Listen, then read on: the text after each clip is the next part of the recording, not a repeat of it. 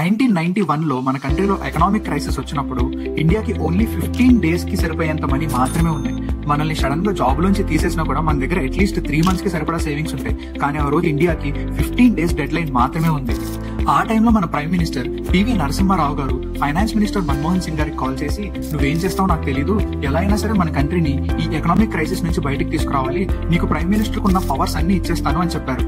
అప్పుడు మన్మోహన్ సింగ్ గారు ఆర్బీఐలో ఉన్న గోల్డ్ అంతా సీక్రెట్ గా సెల్ చేశారు. ఆ టైంలో గోల్డ్ ని సెల్ చేయడం చాలా కష్టం, ఎందుకంటే అదే టైంలో గల్ఫ్ వార్ జరుగుతుంది.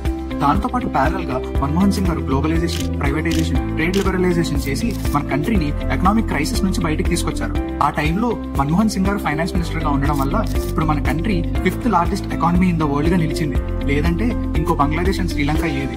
ఇలాంటి వాల్యుబుల్ ఇన్ఫర్మేషన్ కోసం జీనీ టాక్స్ ని ఫాలో చేయండి. అండ్ కమెంట్ బాక్స్ లో మీకు నచ్చని ఫైనాన్స్ మినిస్టర్ ఎవరో కమెంట్ చేయండి. కమెంట్ చేసిన వాళ్ళలో ఒక్కరికి 300 రూపీస్ క్యాష్ ప్రైజ్ అయితే సెండ్ చేస్తాను.